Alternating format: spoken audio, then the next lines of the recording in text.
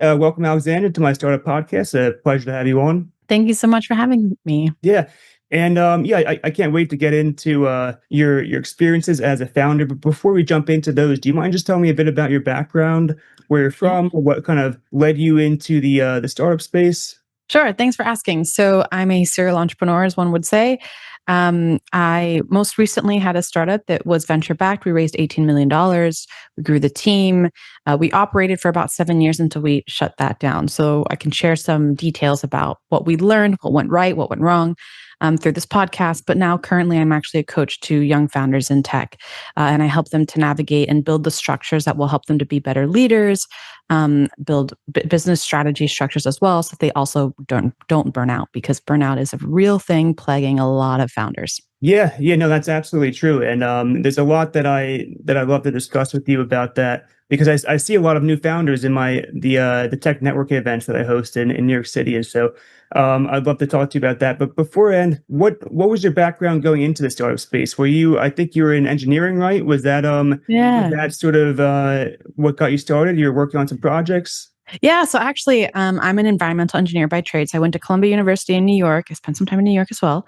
I did my bachelor's in environmental engineering there. And then I went to University of California, Irvine to study sustainable energy, mechanical engineering. I was in my PhD program. And then I took an elective that was called Entrepreneurship for Scientists and Engineers.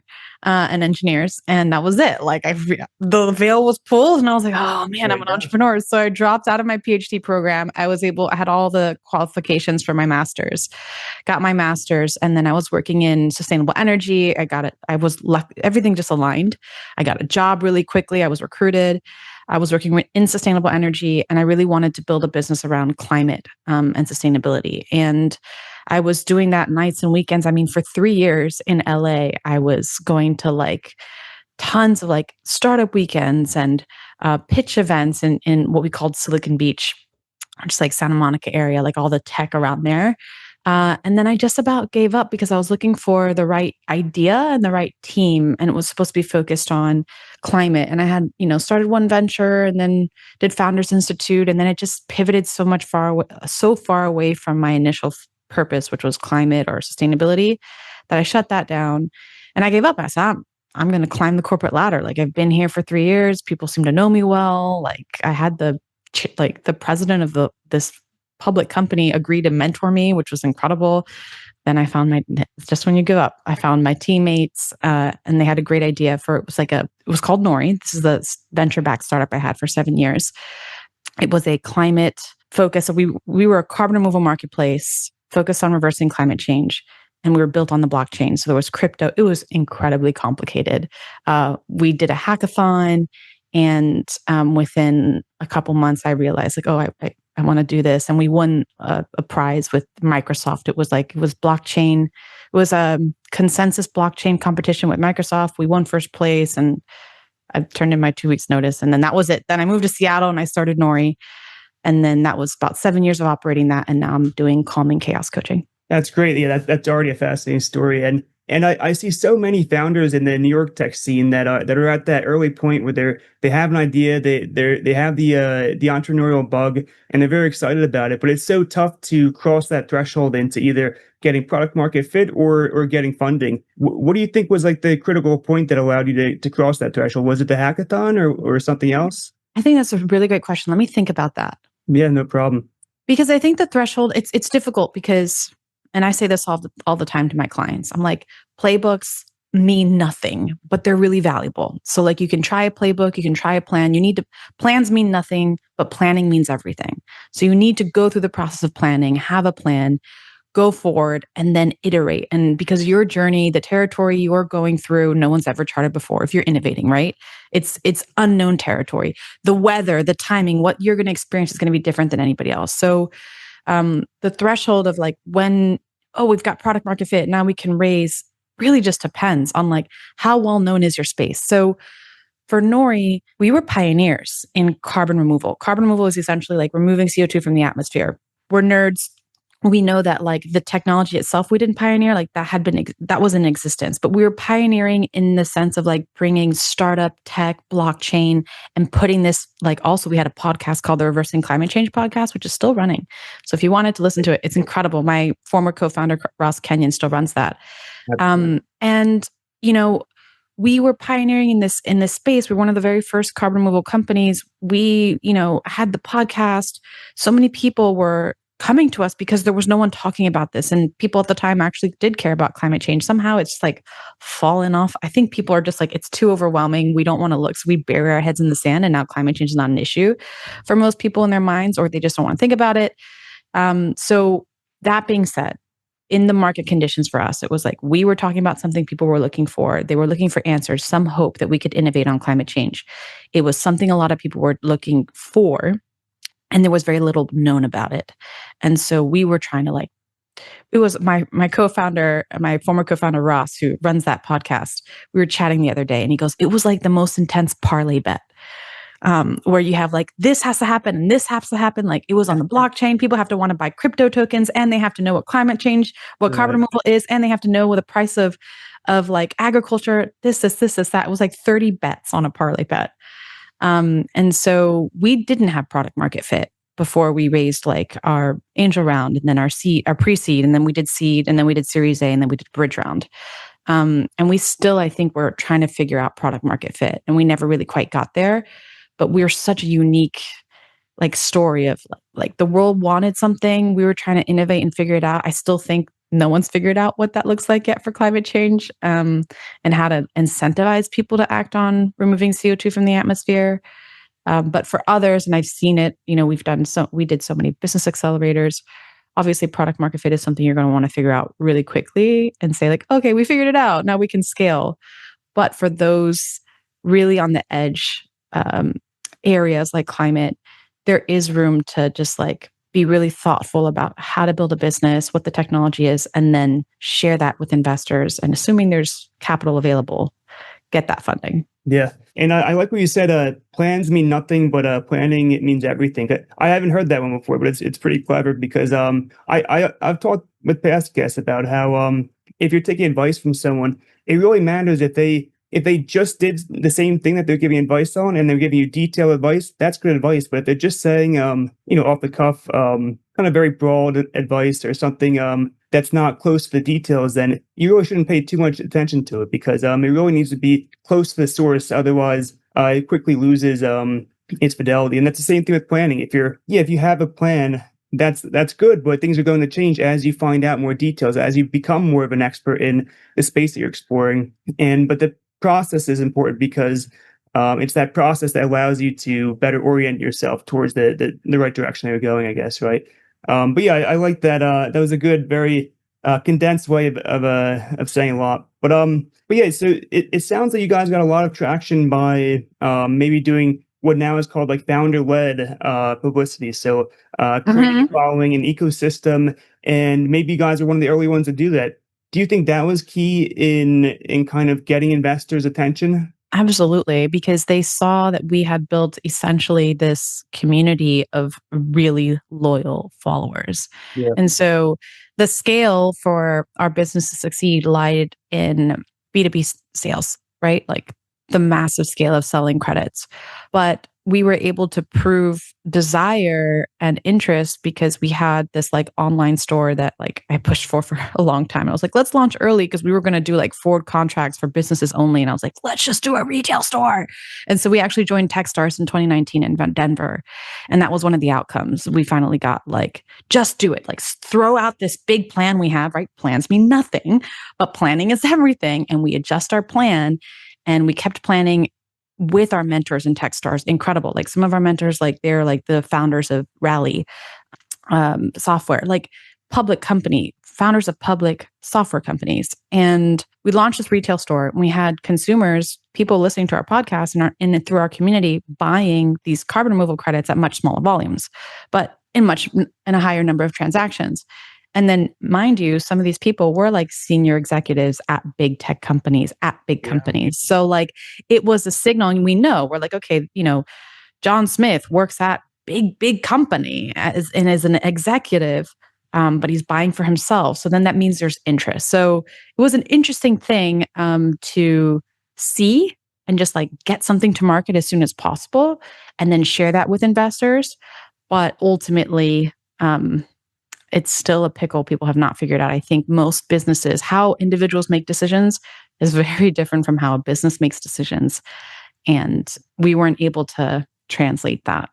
Yeah, no, businesses, I mean, if it's not going to increase value for the shareholders, then it's a tough sell to them. So but individuals might, they want to help out, they may care about the environment, they want to spend some extra money. So it's not just about saving money. I feel like creating an ecosystem around the problem that you're trying to solve, I would almost like recommend that to anyone that's starting a company these days. It seems so fundamental to building out the network. And then if you build out the network, then like you said, you end up meeting so many people. I know from hosting my events that it's like the 6 degrees, the Kevin Bacon story. Like everyone knows someone that, is the exact person that you need to know. So if you talk to just like 5 or 10 people, you'll probably find someone that either among those people or the people that they know that could help you out in a space you're having trouble in, or if you need investing, whatever it is. Exactly. Yeah.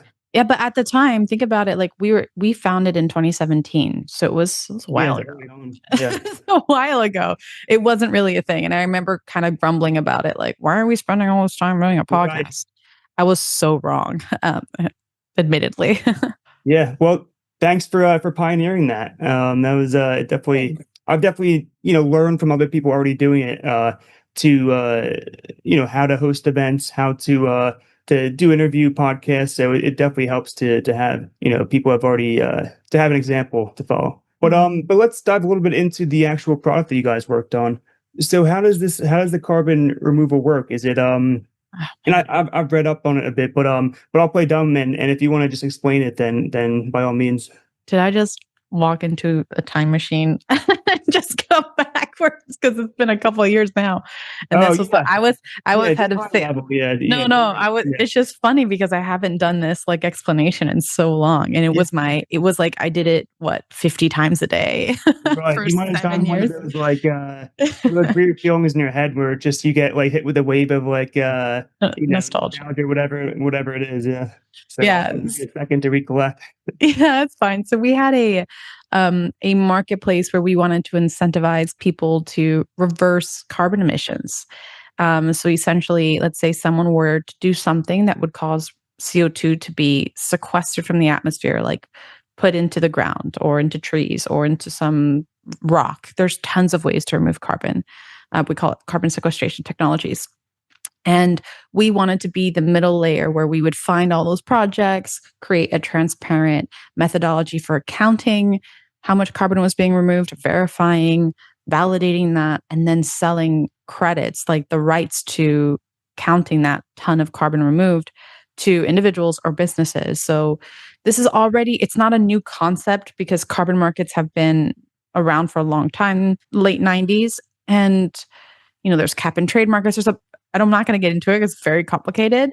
But essentially, we wanted to do it in such a new way where it was completely transparent. We wanted to do it on the blockchain because everything was it was not transparent. It was like, I don't know, you couldn't match the data between one organization and a bunch of middlemen selling credits to another from one project to like Microsoft or whatever. And we were like, we're going to do this all on the blockchain. People are going to be able to see who did what, when, where. And we were focused primarily to begin with regenerative agriculture. So we were working with regenerative agriculture projects that essentially would change the way that they were farming in a way that would restore the fertility of soil. So there was all these additional benefits to these projects beyond climate and carbon sequestration. It was like, okay, let's restore the security of our food system so that we can continue to grow food for the next, few generations, because it is at risk right now with our current industrial agricultural practices. So we need to incentivize this. So there was all these additional benefits we were adding to it. But yeah, so we would sell these credits on the blockchain. Yeah, no, that's very fascinating product to build and to try to sell. I've heard for some time that building any kind of exchange is very tough because you have to. It's sort of like a chicken and egg kind of thing where you have to get both sides of the transaction to join, but one won't join if the other's not there. And so yeah, it's a very tough problem to take on. And now it makes. I was wondering before you just mentioned about the blockchain, what was the main motivation there? But now I see it was probably a good way to try to build trust to get those two sides of the transaction and join the exchange. Otherwise, they may not trust it and therefore not want to trade on it. Yeah, and what was interesting, I'm trying to see if I could have like an example here, was yes, that's true about exchanges or marketplaces. Like you have to bring both sides of the marketplace together, and it's difficult. And yet we were still able to bring in our first few farmers, but the volume that they would bring in, and I'm talking in terms of volumes of carbon sequester, the volume of credits we would be able to sell were about this big per project, right? Okay. So we brought them in and it was great because they're like, these are, on the adoption curve, the technology adoption curve, they're like the innovators. They're not even like early adopters. Sure, They're like, right. we're the innovators. We're going to do this without like any idea who you guys are. We're just like a Yeah. bunch of, early 30-year-olds saying, we're going to do this startup. And, many of these farmers trusted us and they spent months giving us the data, working with our team, paying for verification, like, several $1,000s for someone else to verify the data, trusting that we would be able to sell their credits. And we were able to sell, selling the credits actually. So this was our hypothesis that was wrong. We thought getting supply, when we first started, we thought getting supply was going to be the hardest thing and buyers would be easy. And guess what happened when we launched this retail store during Techstars? We saw it flipped. Supply was super easy. It was so easy to convince these farmers. And they would take the risk, pay for verification, but the buyers weren't there. And this is the importance of like, just do it. Stop assuming you know what's going to happen, because even though you talk to people, you just don't know. And then the volume that we would get from each project was about this much, but the volume for one large corporate buyer to be satisfied was this big. It was like, so we'd have to have a lot of these. So then we were in this conundrum where the volume we could sell, like, let's say one typical project would provide 10,000 credits for a year. And an individual would buy on our website, maybe 2 credits, 3 credits. So that's like, let's say it's 1. Then we'd need to have 10,000 individuals coming to our retail site to sell out that one project. Or we could have a corporate customer buying 200,000 credits. So it was really, really tough to like meet the demand of these large customers when we were bringing in projects that were like, the projects just weren't supplying enough, but they were also too big for our consumers. Huge gap. Yeah, no, I can kind of visualize that. There's a mismatch in the like the size of the portfolio that the bigger purchasers are coming in with versus the or wanted to buy versus the small. So it was mostly farmers coming to your retail. That was it, and they're agreeing, like when they buy, they're saying no, they were our suppliers. So they were providing projects that would supply carbon removed, and we would sell those as credits. Yeah. Okay, gotcha. And was it a certain kind of plant that they were growing, or did it really depend on like? It depends. You could, yeah. So regenerative agriculture practices, it's like a menu of things you could do, and it really just depends on what a farmer wants to do, like what makes sense for them and their operation. Mostly it would be like low or no tilling. Tilling is when you plow, and you just like see those machines just like bring up the dirt. What happens when that happens is all that yummy organic material that loves being in the dark gets exposed to the air and sunlight and dies. And they die. And when things die, they break down into CO2 and they actually emit carbon. So it's not only emitting carbon, it's not removing carbon. So it was just like, if we stop that practice, we can stop emitting and start removing and get some of the excess carbon we've been spewing into the atmosphere back into the ground. Got it. Yeah, very interesting. I didn't even think about that. It might be digging up the ground that's a big factor there. I just assumed that it was some kind of plant that sucks up a lot of carbon. That's interesting, though. And yeah, when I was looking into the industry, I saw something about the green credit crisis. Was that a big trouble for you guys? Like, where, at least from when I read, what happened was there was some kind of third party that evaluated that certain green credits weren't actually reducing carbon. Was that, not to say that's well, your credit were, but It wasn't us. It yeah, wasn't it us. wasn't you guys, yeah. But that's why we built the business the way we did, was we Okay. saw that there was this lack of trust, lack of transparency, I see. and we wanted to be able to restructure this in a way that was more transparent, more trust building, and also only focused on removing CO2 versus like CO2 reductions, which is now I'm getting into details of like carbon markets, but a lot of credits just represent, oh, instead of emitting 2 tons, I emitted 1 ton. And then they give you like credit for that imaginary reduction. And I'm like, you still emitted a ton. So we were like, very like, no, we only want to sell credits for removing a ton, not Yeah. emitting less than you did before. Got it. And since we will transition into your newer company, which involves coaching entrepreneurs, what would you say? I mean, how would you, if you were to start a marketplace again, or maybe a company in a similar space again, what would you do to improve the process, or what did you learn from the previous time? I think about this all the time because this is what I help my clients with. And I'm actually writing a book on it. And Oh, nice.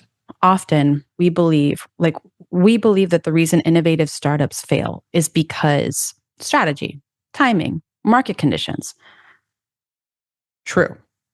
Equally true is a whole missing piece that we completely ignore, which is the internal maturity of the founders and the ability of the founding team to do this one thing, which is the ability to navigate uncertainty. What do I mean by that? Uncertainty is at the heart of innovation, because assuming you're truly innovating, assuming you're actually doing something new that no one else has done before, you're going into that wilderness. There's no trail to follow.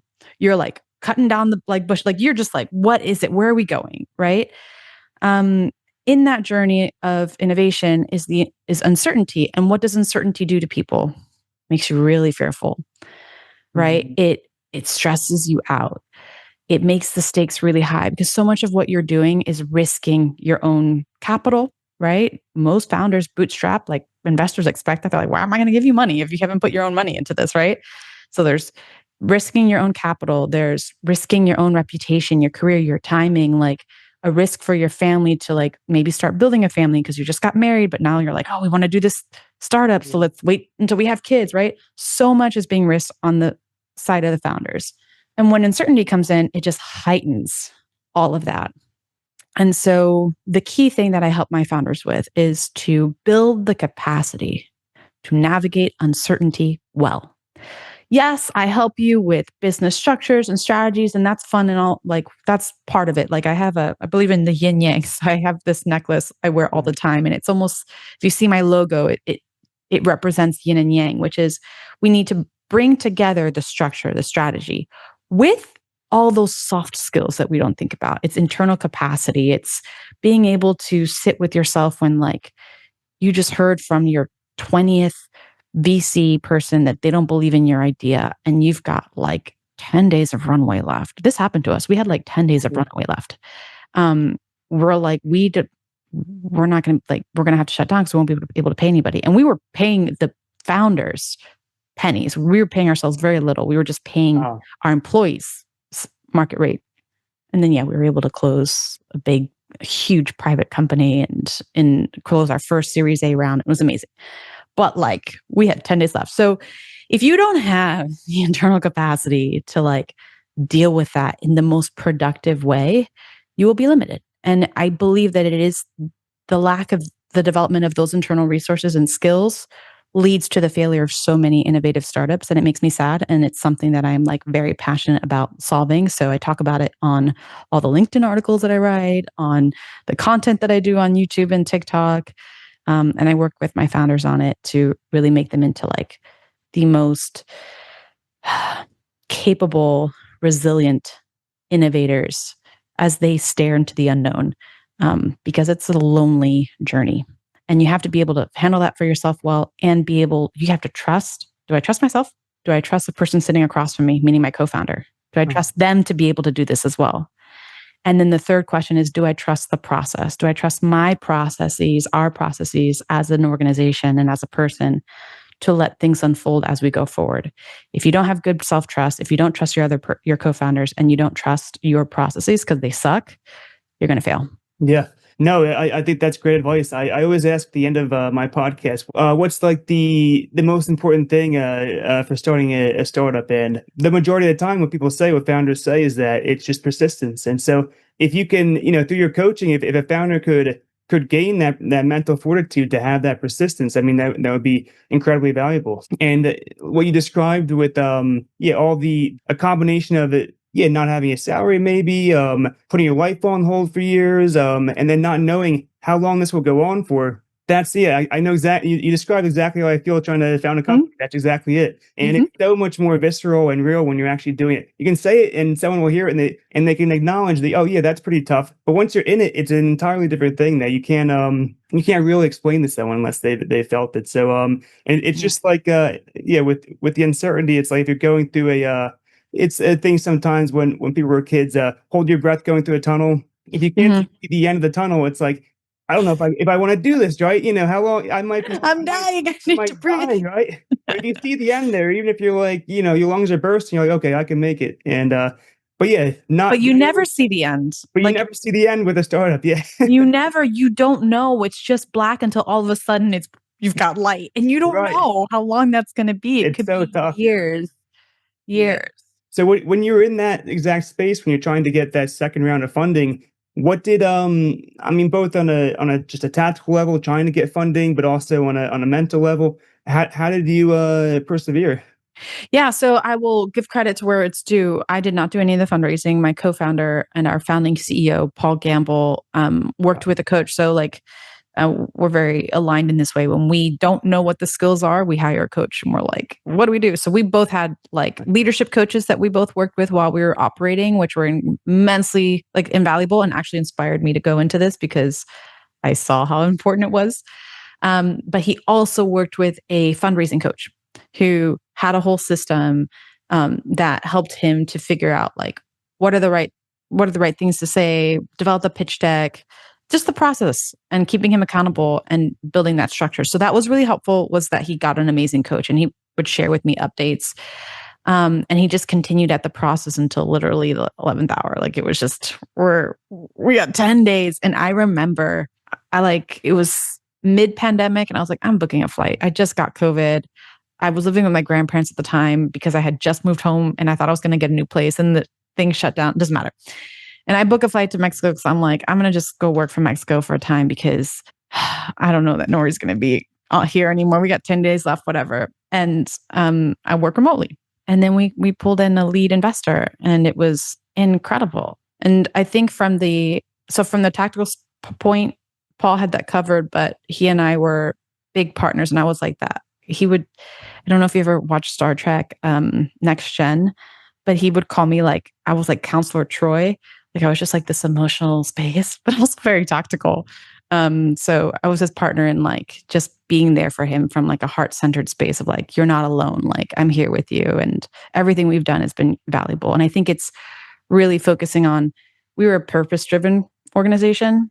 So we had our mission and we had as much integrity as we could. Like we focused on integrity. We focused on just being really focused on that mission. And we know we did our best. And ultimately, the business failed. Like we closed in 7 years. And I want to say this for any founder that's listening is it's all good. So long as you can say, I did my best. I was self-aware, learning where I could improve because we're not perfect. If you think that you're perfect and you did everything right, you're wrong. And I feel bad for you because you'll be stuck in your growth. And it becomes really freeing when you recognize there's always something to learn. Really freeing, really enjoyable. Ultimately, like when we closed doors, I remember posting about it on LinkedIn and it was like, I mean, that was the highest viewed post I've ever written on LinkedIn. I had like hundreds of reactions and just thousands and thousands of views. And people were reaching out to me, sending me emails and messages like, you guys pioneered, you guys were amazing, you guys are gonna Exactly. historical, like you guys did something so important. And so ultimately, at the end of the day, we succeeded in pushing forward the agenda on removing carbon from the atmosphere to address climate change. And we did our part. And now we're all, going our separate ways. Paul's still working on something else related to climate. Ross is also very involved in climate. And I've kind of shifted now focused on founders because I believe people are what's causing planetary destruction. And I really love people and planet. And I believe that there's great potential for people to innovate important solutions to the world's biggest problems, including but not limited to climate change. And I want to help them in as best way as possible. Yeah, no, I completely agree. I would 100% say in the sense of motivating and inspiring the next generation of environmental founders, Nori was definitely a successful startup, and yeah, pioneering. I mean, it is so tough to be the first one to do anything. It's definitely so much more of a risk to. There's no path. You're dealing with way more of that unknown, the no light at the end of the tunnel kind of feeling. For a fintech startup, for a something else. I mean, there's a million, a thousand of them that you can look to as examples, and then kind of differentiate yourself a bit. There's also more mentors in those spaces, so it definitely is an entirely yeah, definitely a tougher challenge to do something new like that. And you mentioned about being a sort of moral support foundation for your partner when when you guys were fundraising. So sometimes these days, people are saying that there can be you can be a solo founder because there's AI. It increases your leverage a lot, and yeah, there's a lot of truth to that. But also, it's not quite the same as relying on a human being and having them there for you because the AI is not taking any risk. The human being understands your situation because they're in it too. The AI is not in your situation, so it can't truly be empathetic with you. Let me know if you agree with that. It sounds like you do. Oh my God. I have so many thoughts. And I'm like, yes. So, I have a friend through my network in Miami who just started like a solo entrepreneurship course at Berkeley. And he was so excited. And I ran into him at a alumni networking event the other day. And I was like, let me just support him and just congratulate him. But I have such strong opinions about this, like solopreneurship. And I got into an argument with someone the other day at my gym about it. If your end game is just to make money for the sake of making money, yeah, sure. It doesn't align for me. I've always been a purpose-driven entrepreneur. I want to build things that have positive impact in the lives of people. If that's not aligned for you, then okay. But if that is important to you, if you're like, hey, and it doesn't mean we're not talking like this false dichotomy that we need to be completely altruistic and become a nonprofit in order to do good. I do not believe that at all. I believe we can, and we see it every day. There are incredible entrepreneurs building businesses that have positive impact in the lives of their customers and of their clients. And that's what I want. And I don't think you can do that by running a bunch of AI bots, like a business that runs only on AI agents. That's not to say we shouldn't use them. We use AI at Calm and Chaos. Like, duh. Yeah. We're a nimble team, but I got people that I work with. And also AI, to a point you said about AI not being able to be truly empathetic. Yeah, because it has no lived experience. I'm sorry, but like AI doesn't know what it's like to have its heart broken. It doesn't know what it's like to stub your pinky toe on the door when you're like walking into your room and you feel like you're going to black out. Like these are these things that are so unique to humanity. And at the end of the day, I talk about this a lot in my content. A business is the exchange of goods or services between one person and another person or a set of persons. So a set of people, an organization to another set of people or a person. People living in real world, having real life experiences. How you deliver those goods and services could be improved in delivery, in impact, in speed using AI tools. But you have to have grounded lived experience, and ultimately it will always be an exchange of value between humans. So cutting out all the humans from your organization or from a business, you just like, why? Like, I just don't see that as a good long-term strategy. I think it's dumb. Yeah. Come at me, people. What? I don't care. I don't care. There you have it. Yeah, no, and also it's isn't it nice to have like an adventure with a group of friends or like a group of people that you like that you have a shared memory with and you can look back on and tell stories about, and versus you can't look back 20 years from now and reminisce with the AI about that. It doesn't make any No. sense. It helps. So again, like I completely agree. And Yes, AI. I was a ChatGPT girl. I moved. I'm into Claude now. But Claude, Team Claude. yeah, Team Claude. Um, but I find it so helpful. Like it's such an incredible tool. It does feel like a thought partner because it kind of mimics that. And still, it falls short from the true connection and the depth of understanding that I get in having to interact with people. And that's a skill that we're losing. And I worry about this for like our next generations because we already have a loneliness epidemic. Yeah. We already have a relationship recession. People are marrying less than they ever before, and they still want to. So, what is happening? Like, if we're not happier and we're not living better quality lives, because I believe that the quality of our lives are determined by the quality of our relationships, we're not in them. We're not, and people are alone. Like, what is happening? So, we need to invest in the skills that allow us to build those relationships. And I'm going to be honest with you, being an entrepreneur, especially in tech and startup space, was a deeply spiritual one. Or you could say, if you weren't spiritual, it was a deeply personal development focused one. And my co-founders are my greatest teachers, my greatest friends. Some of my co-founders and I, we don't really talk anymore. We had a lot. We had like 6 people, but Oh, many of them were still really good friends, or were like neutral. But I still talk to one of my co-founders, Ross. I was just on our old podcast because he's still running it, the Reversing Climate Change podcast, and he had me on, a couple weeks ago.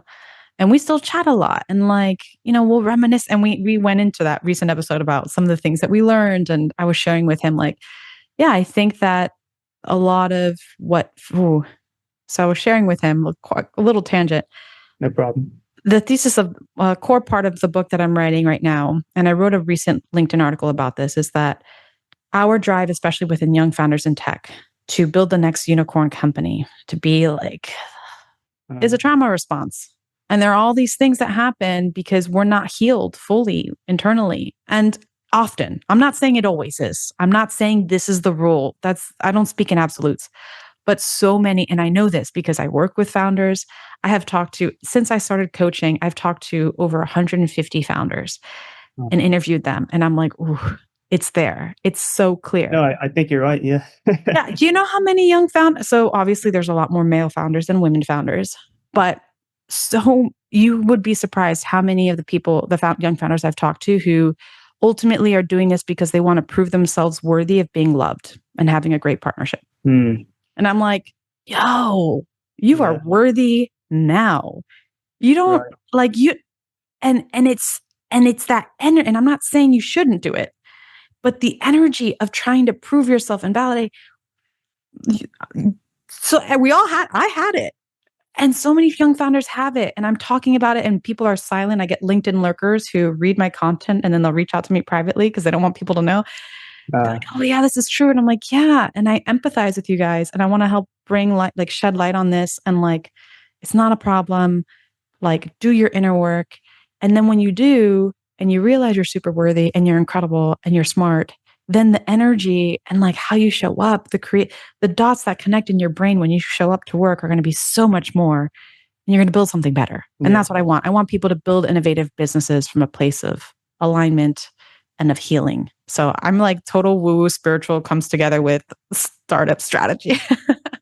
Yeah, yeah. If that's what works for you, I think that's what to pay attention to. What actually works. Yeah. No. So let's step fully into your coaching career, your coaching business. So a founder that does come to you with this maybe they feel that currently that's their motivation though is to fill that hole to validate themselves. So how do I motivate myself if I say, okay, I'm confident, I can be loved, I don't need the external validation, then what do you recommend? What should be the main fire that motivates someone to start a startup? That's such a And good it question. could be many things, but I'm sure it depends on the founder too. Yeah, that's such a good question. Thank you for asking. So the one word that comes to mind is alignment.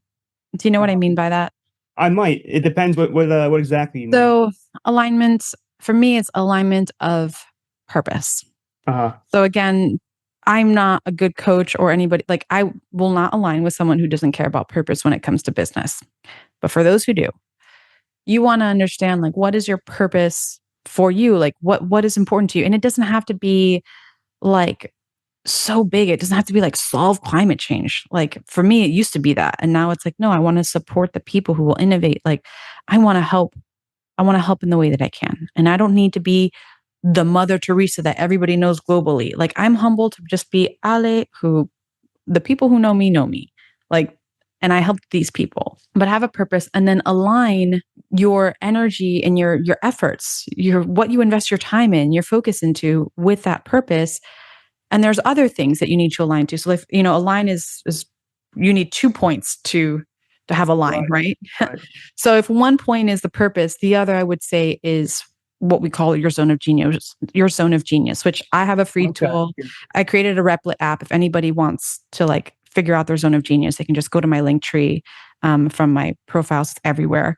And you can access a tool for the figuring out your zone of genius. So your zone of genius is where the intersection lies between your passions and your skill.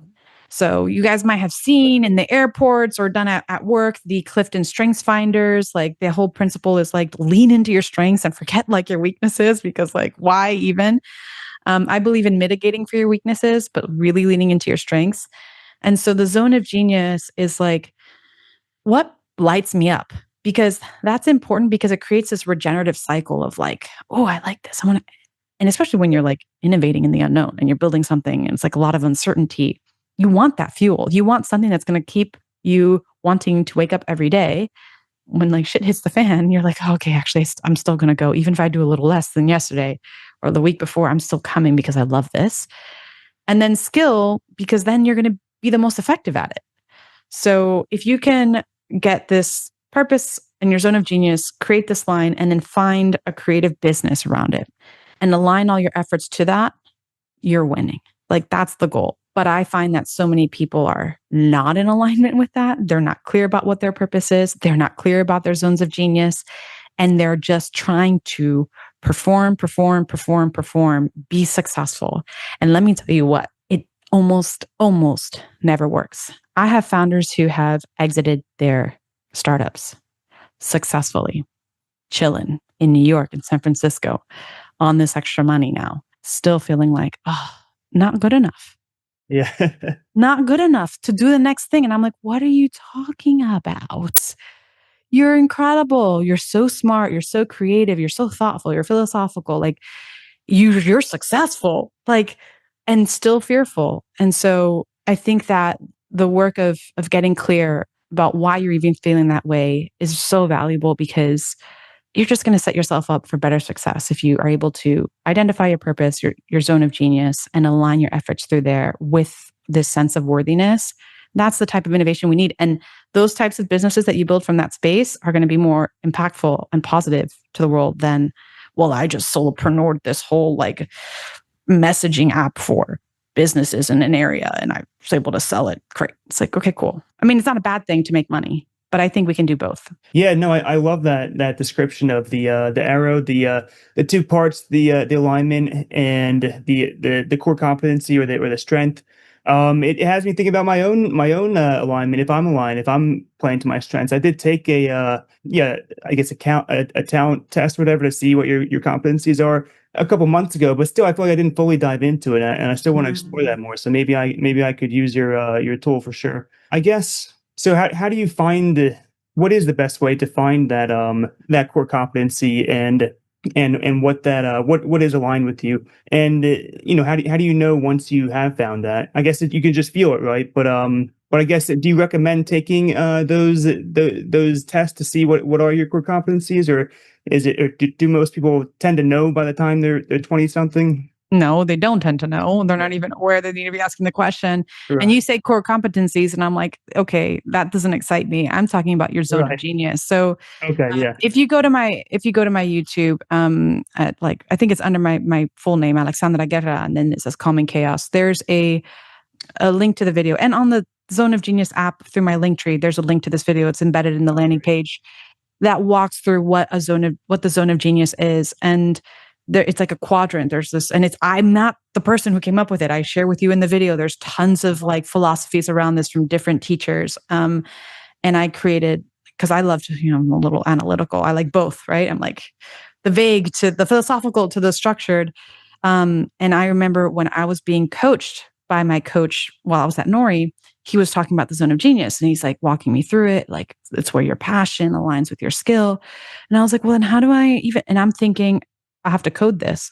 So I literally like drew out the process for myself and Oh, I nice. did I it. like that. Yeah. And I did it. And so then I was doing that process one-on-one with my earliest when I first started coaching. And then I was like, then I heard about Replit and I was like, oh man, I should just use Replit. So now the app, the Zone of Genius app I have is a coded thing that I replicated this process that I did with myself, did with my coaching clients. And now my new coaching clients, I don't do it with them in person one-on-one.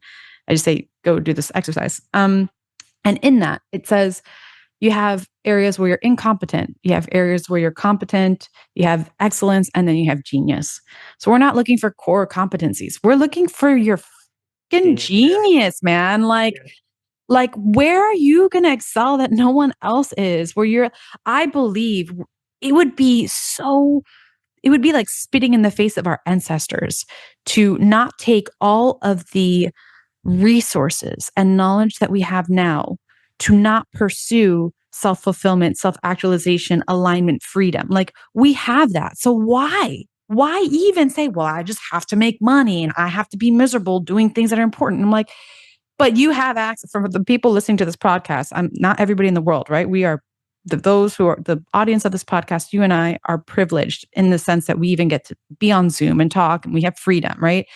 We have resources. So why not invest in doing something that is aligned with your purpose, that you're so freaking passionate about, that you're really good at doing, that you can do uniquely better than anybody else, and you can do with complete freedom, and it's going to help other people. Yeah, no, it's absolutely true. And I thought like, if I had kids, I would tell them prioritize being happy first because once you find that out, it's like for the rest of everything that you do, you can be happy, right? Versus if you find it out late, it doesn't apply retroactively, right? So it's like prioritize that and then let it yeah, help you enjoy the rest of your life. And the same is true with starting a startup. Like you said, being aligned, each day you can get enjoyment out of that genius, applying that genius that you have in a way that's aligned with the goal that you like. Yeah, if you think about it, like setting those, if you compare that to setting expectations that are astronomically high, I mean, it's good to set high expectations, but if you set them too high, it's like it becomes more like a debt that's hanging above you, right? It's like something that if you don't fulfill it, it's going to crush you. And so what's that going to do to your long-term persistence, right? If you constantly have this big debt, this big expectation hanging over your head, then that's going to ruin your persistence versus if you just moderate that debt, set high expectations but not, ridiculous, and then focus on, like you said, alignment and your genius, then that day to day will be enjoyable and you won't have to worry about just being motivated by some crushing weight above you. And why did you even set that high expectation in the first place? Right. Why? Why do Yeah, your goals right. have to be so big? Yeah.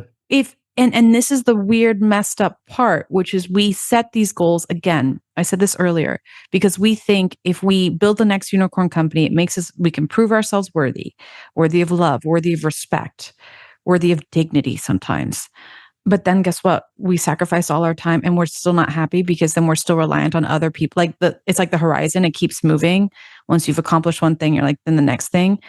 And I think that this is the toxicity of hustle culture. And I would like us to swing somewhere more in the middle. Like, I'm not saying go all the way to the other opposite end where we're like hippies and we just like live off the land and we don't care about. I'm like, that's not for me either. But I do believe that there's a beautiful space in the middle where we can balance the two things, where we're innovating and progressing as a species and as a society without damaging the people in the communities around us, without damaging the environment around us, without damaging ourselves because we expect that we have to be the person.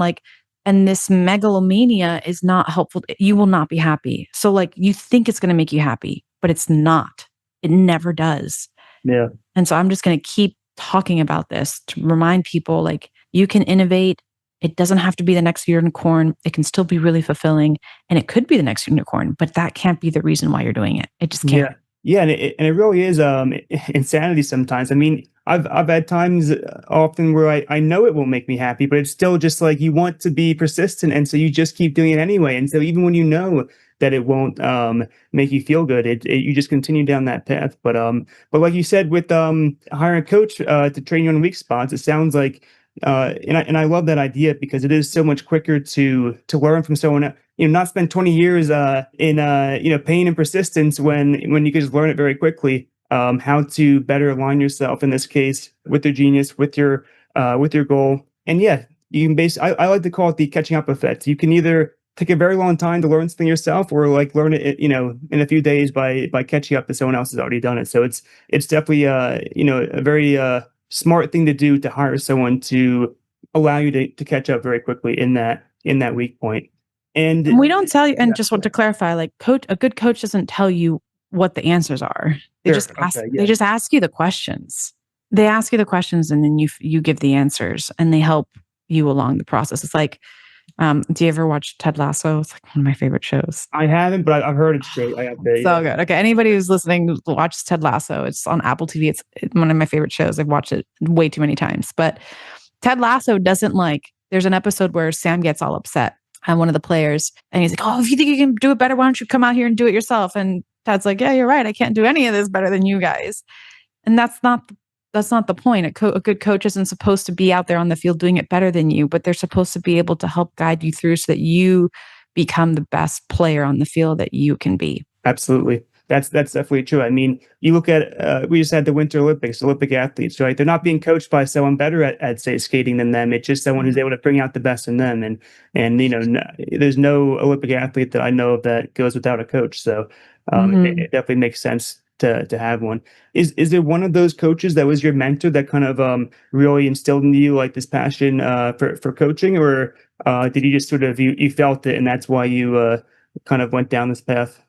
If I'm honest with myself, I think I always wanted to be a coach. Like I grew up with my mom, slightly dysfunctional like childhood, but hence like the trauma and the things that you have to heal through. Like it's okay. It's part of my journey and it's also a gift because I am where I'm at because of it.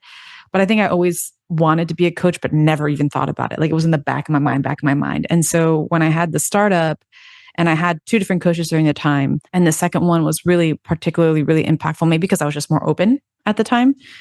And I started to realize like I wasn't operating my zone of genius. I was just so out of alignment. Like, yes, the purpose was there, but how I was going about it was totally like not there.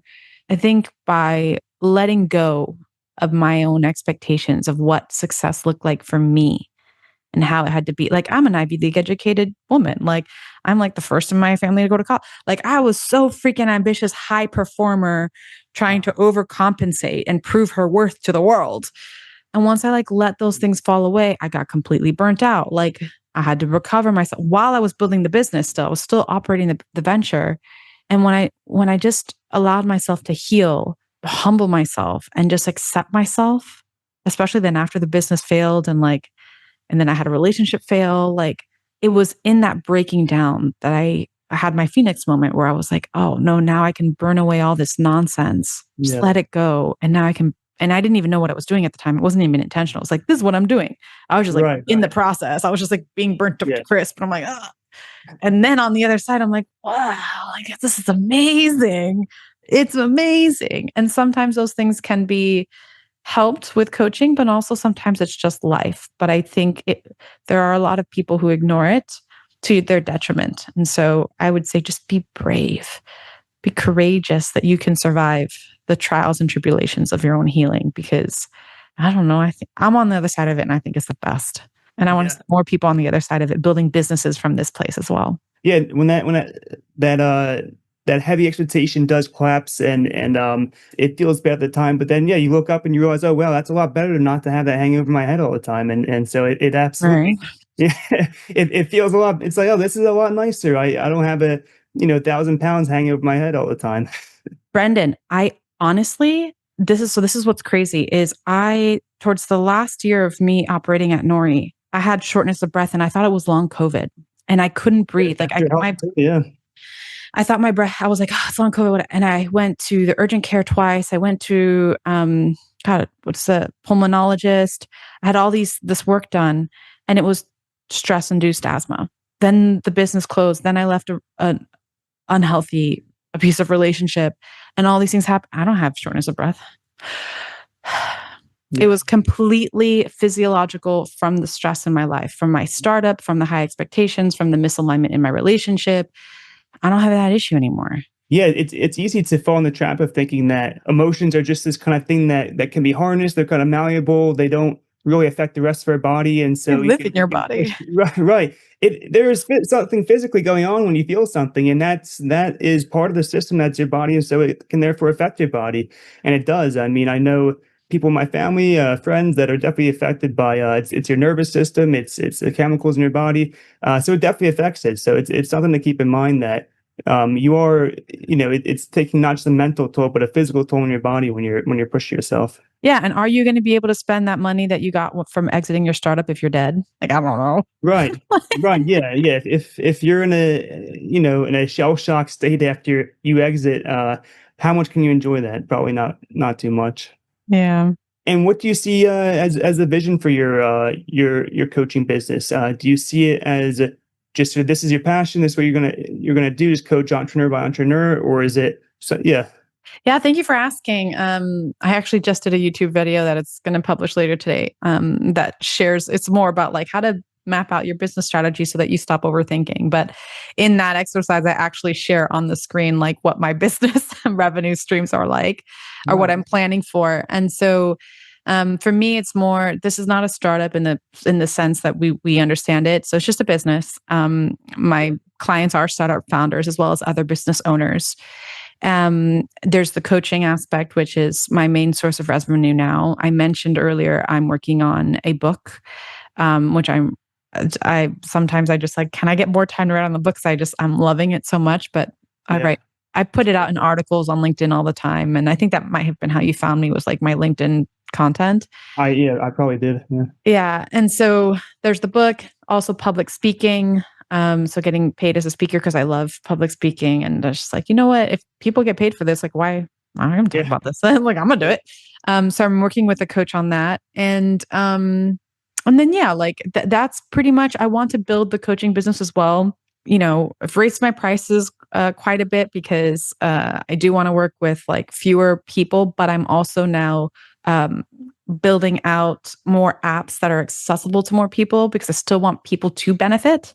Right. Um, Now that I'm like able to have more recurring revenue from people, I don't want to burn out doing client sessions every day. Absolutely. Yeah. But I still want the impact there. So I'm still sharing my content. I'm still creating these apps that people can sign up for, like the Zone of Genius app. And I want to like launch a course that will be like self-service, because there's a lot of people who can't afford my prices either because they're young startup founders. Like, I get it, and some of them are in different parts of the world. So there's the online courses and the apps, and I'm enjoying it. Like, this is for me how I live in my life, how I connect with people. I don't need a venture-backed startup anymore to make me feel like I have a good positive impact in the lives of people, because I Yeah. get feedback from my clients every session. That was really incredible. Thank you. Even when I make them uncomfortable, because not every session is like, I'm going to make you feel so good about yourself. I'm going to call you out. And sometimes it hurts and make you leave feeling worse than when you came in. But at the end of the program, they're like, I'm better. I'm like, yeah, that's great.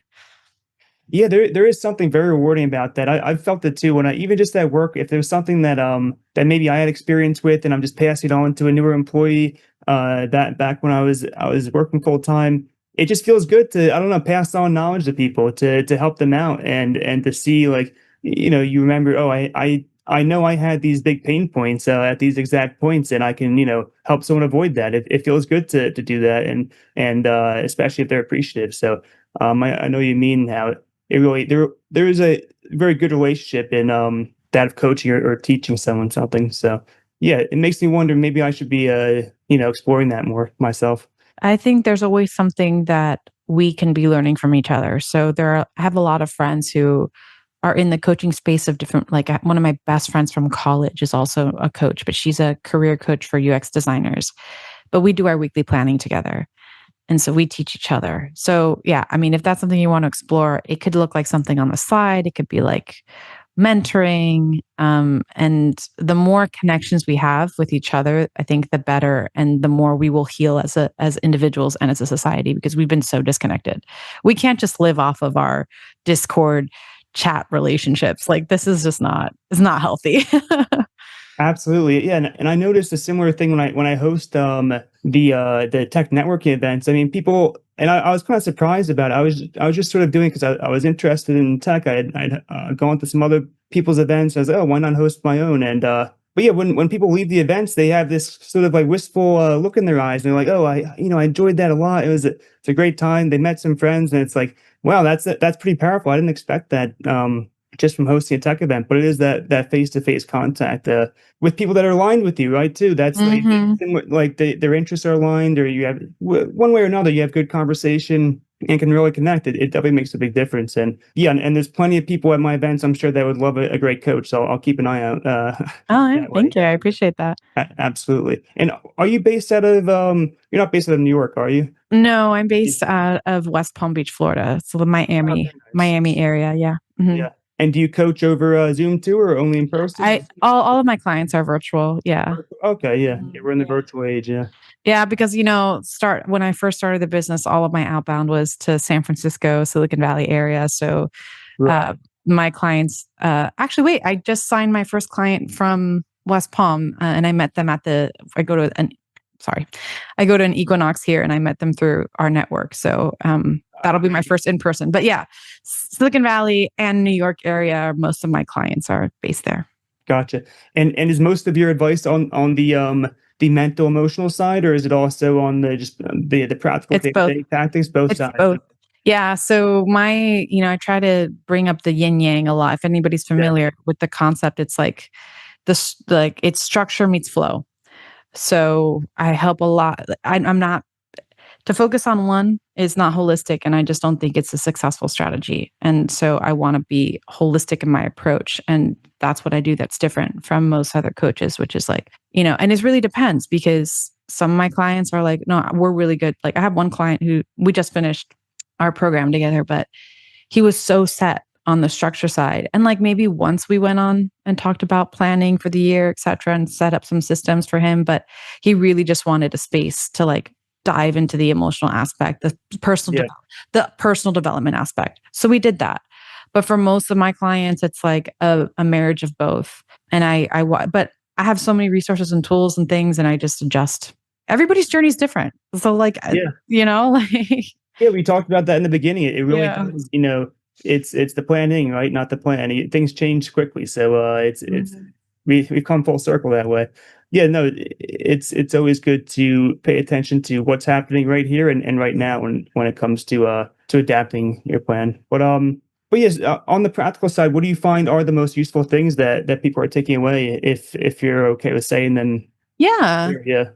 I mean, the practical side, I believe. So it's funny. I think a lot of us struggle with time management. One Yeah. one of my favorite books that I have read around that is 4,000 Weeks. Have you heard of this book? I know I haven't. Really good. It's Same really thing. good. It's really good because it finally is just like it's not this book about like, oh, how to maximize your time. And if Yeah. it's like it actually just talks about how toxic this hustle culture is to us. And we just need to recognize we have limited time. So 4,000 weeks is actually the average lifespan of a person. It's about 77 years old. Okay. And so he's like, you have 4,000 weeks if you're lucky to live this life. Yeah. That's it. Like that's the number, right? Again, if we're blessed to do so, maybe blessed to have more.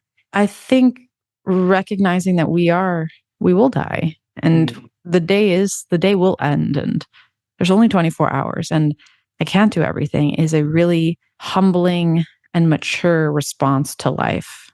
And it's really immature when we think we can do everything ourselves. 'Cause I did that for so long. I did that while I was running Nori. I thought like I could just throw myself on the pyre and burn out and do everything, and people would be grateful to me. But it was so stupid. It was so ineffective. And so, anyways, I think time management is one of the things that we do a lot. I do almost with every client who comes in. Like I said, we always change, but there's a couple of exercises we always do, which is the zone of genius, the alignment exercises with your purpose, your zone of genius, and your time.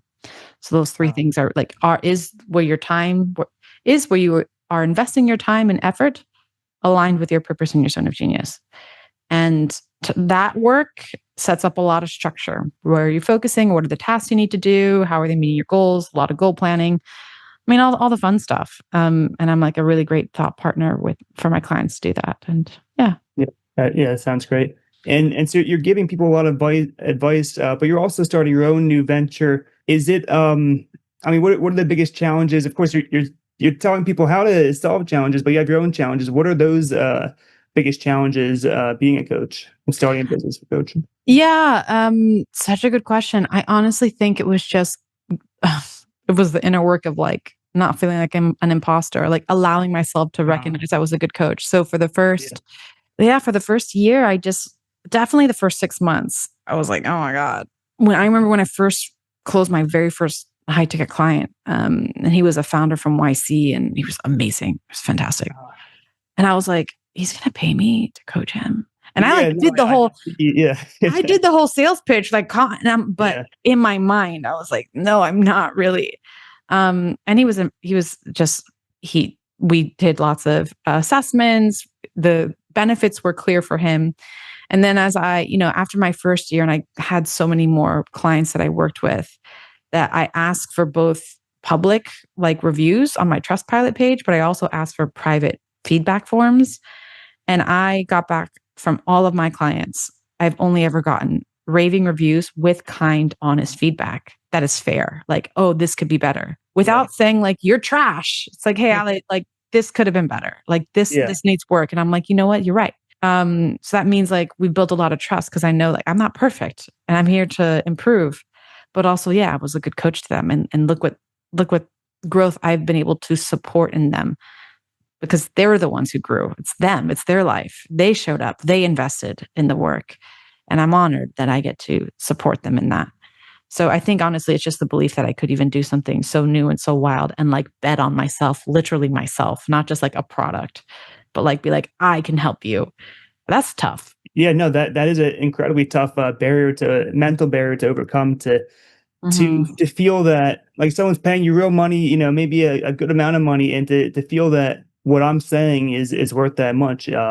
It's normally tough to even any kind of entrepreneur, if you're selling a product too, to have that confidence in your product. But when it is just you yourself, that's another level of really you have to believe in yourself. And but the feedback, I'm sure that helps a lot. And then like anything, I mean, even if you start off and maybe I try this in the first lesson I give is not worth the money, but I'll get that feedback and then I'll improve for next time, right? So exactly, it's about learning from that feedback loop. And learning mindset is invaluable.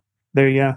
And this is the question that I usually close things out on. So what do you say is the most valuable item advice? I know we've gone over so much advice for founders here, but is there one that you would close out on that you would give the founders that would maybe save them a lot of time, or maybe save them a lot of mental havoc, or whatever it might be? The one like a lasting. Any kind of advice or any kind of a tip that I just want to say, because like everybody's got tips and habits, and we've all heard it before. Meditate, do this, which I'm a big believer in meditation. But I'm gonna go a little different from that and just say, hey, listener, hey, Brendan. You're totally worthy of good things, of love, of connection, of creativity, and of success. You don't have to prove it. You're worthy right now. Be empowered in that, and then go forth and create. That's what I want to say.